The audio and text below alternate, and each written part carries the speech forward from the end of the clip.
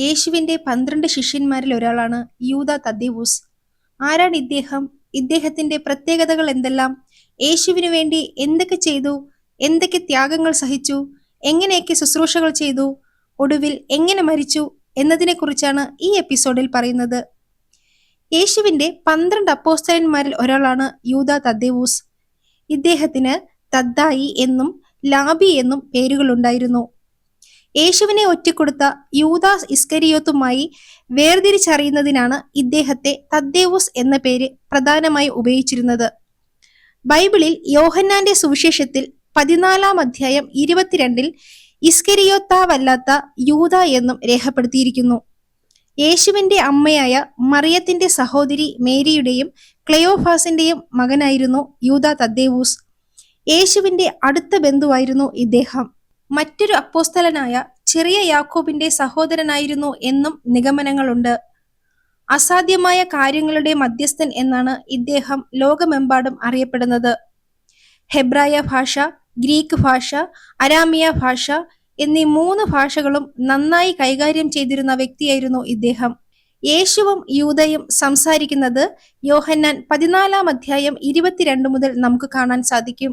യൂദ എന്ന തദ്ദായി യേശുവിനോട് എന്ത് കാരണം കൊണ്ടാണ് നീ ലോകത്തിന് വെളിപ്പെടാതെ ഞങ്ങൾക്കു മാത്രം വെളിപ്പെടുന്നത് എന്ന് ചോദിച്ചു. അതിന് യേശു, എന്നെ സ്നേഹിക്കുന്നവൻ എന്റെ വചനങ്ങളെ അനുസരിക്കും, എന്റെ പിതാവ് അവനെ സ്നേഹിക്കും, ഞങ്ങൾ അവന്റെ അടുക്കൽ വന്ന് അവന്റെ കൂടെ വാസം ചെയ്യും എന്ന് പറഞ്ഞു.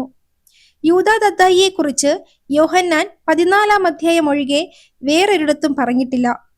ഇദ്ദേഹം ക്രിസ്തുവിന് വേണ്ടി യോഗങ്ങൾ ക്രമീകരിക്കുന്ന വ്യക്തിയാണെന്നും യേശു 5 അപ്പവും 2 മീനും 5000 പേർക്ക് കൊടുക്കുന്ന സമയത്ത് യൂദാ തദ്ദായി പീലിപ്പോസിനെ സഹായിച്ചു എന്നും പറയുന്നു. യേശു ഉയർത്തെഴുന്നേറ്റ ശേഷം ശിഷ്യന്മാർക്ക് വെളിപ്പെടുന്ന സമയത്ത് തദ്ദായി അവിടെയുണ്ടായിരുന്നു. യേശുവിന്റെ സ്വർഗാരോഹണത്തിന് ശേഷം പരിശുദ്ധാത്മാവിനെ സ്വീകരിച്ച അപ്പോസ്തലന്മാർ ലോകത്തിന്റെ വിവിധ ഭാഗങ്ങളിലേക്ക് സുവിശേഷവുമായി പോയപ്പോൾ യൂദാ തിരഞ്ഞെടുത്തത് പ്രധാനമായും മധ്യപൂർവേഷ്യൻ രാജ്യങ്ങളായിരുന്നു. മെസോപ്പൊട്ടാമിയയും പേർഷ്യയും, അതായത് ഇന്നത്തെ ഇറാഖ്, കുവൈറ്റ്, ഇറാൻ തുടങ്ങിയ ഭാഗങ്ങളിൽ അദ്ദേഹം ക്രിസ്തുമതം പ്രചരിപ്പിച്ചു.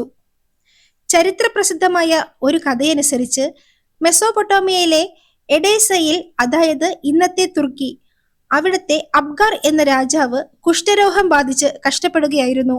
യേശുവിനെ കാണാൻ അദ്ദേഹം ആഗ്രഹിച്ചെങ്കിലും അത് നടന്നില്ല. യേശുവിന്റെ സ്വർഗാരോഹണത്തിന് ശേഷം യൂദാ തദ്ദേവൂസ് യേശുവിന്റെ രൂപമുള്ള ഒരു വസ്ത്രവുമായി രാജാവിനെ സന്ദർശിക്കുകയും അദ്ദേഹത്തെ സുഖപ്പെടുത്തുകയും ചെയ്തു. ഈ സംഭവത്തോടെ ആ രാജ്യത്തിലെ ഒരു വിഭാഗം ആളുകൾ ക്രിസ്തുമതം സ്വീകരിക്കുകയും ചെയ്തു. വിശുദ്ധ യൂദായുടെ രൂപങ്ങളിൽ നെഞ്ചോട് ചേർത്ത് പിടിച്ചിരിക്കുന്ന യേശുവിന്റെ ചിത്രം ഈ സംഭവത്തെ സ്മരിക്കുന്നു. അർമേനിയൻ സഭയുടെ സ്ഥാപകരിൽ ഒരാളായി വിശുദ്ധ യൂദാ തദ്ദേവൂസിനെ കണക്കാക്കുന്നു. മറ്റൊരു അപ്പോസ്തലനായ വിശുദ്ധ ബർത്തലോമിയോടൊപ്പം ചേർന്നാണ് അദ്ദേഹം അവിടെ സുവിശേഷം അറിയിച്ചത്. അതുകൊണ്ട് തന്നെ അർമേനിയൻ അപ്പോസ്തോലിക് സഭയുടെ പിതാക്കന്മാർ എന്ന നിലയിൽ ഇവർ രണ്ടുപേരും ആദരിക്കപ്പെടുന്നു. യൂദാ തദ്ദായി സമാരിയ, ഇദുമിയ, സിറിയ എന്നിവിടങ്ങളിൽ സഞ്ചരിച്ചു.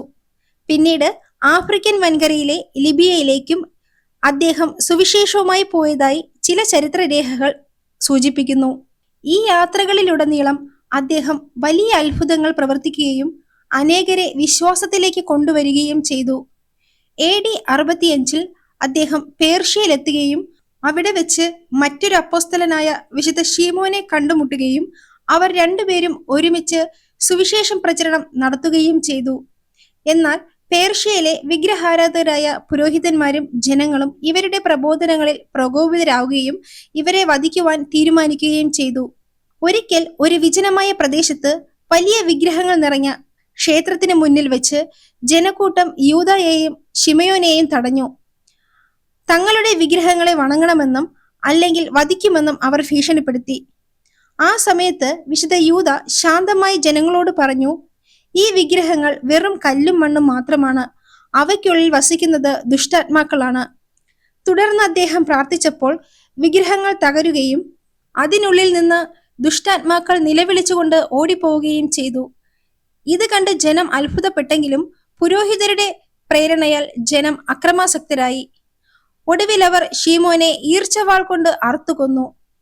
വിശുദ്ധ യൂദായെ ഒരു വലിയ ഗദ കൊണ്ട് തലക്കടിച്ച് വീഴ്ത്തുകയും കുന്തം കൊണ്ട് കുത്തുകയും ചെയ്തു.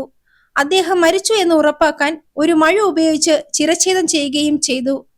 വിശുദ്ധ യൂദാ തദ്ദേശിന്റെയും വിശുദ്ധ ഷിമയോന്റെയും രക്തസാക്ഷിത്വത്തെ അനുസ്മരിച്ചുകൊണ്ട് കത്തോലിക്ക സഭ ഒക്ടോബർ 28 ഇവരുടെ തിരുനാൾ ആഘോഷിക്കുന്നു. ഇന്ന് നാം കാണുന്ന വിശുദ്ധ യൂദായുടെ രൂപങ്ങളിൽ അദ്ദേഹം ഒരു മഴുവോ ഗദയോ കയ്യിൽ പിടിച്ചിരിക്കുന്നത് കാണാം.